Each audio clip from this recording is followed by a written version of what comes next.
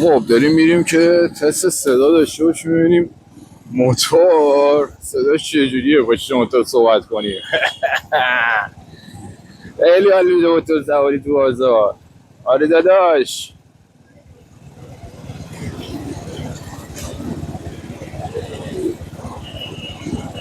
انقدر بازار خوبه من خیلی خوشحالم از اینکه بازار خوبه. من که دارم حالش میبرم واقعا. بازار قشنگه.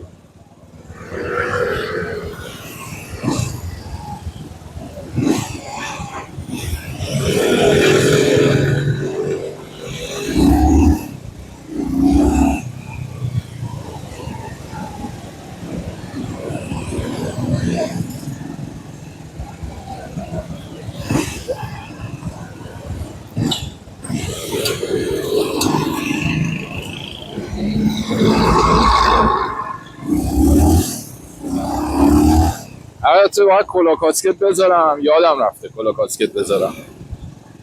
اما مطلبی که هستش پشت موتور میخوام بگم اینه که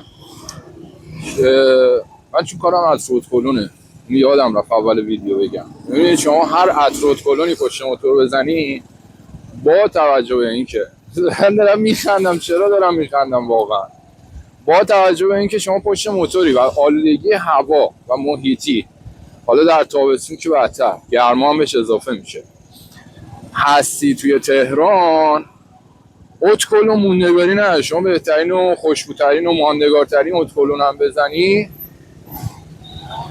ماندگاری نداره. من میخندم به خاطر اینکه خیلی تو متوجه نمیشید داستان چیه.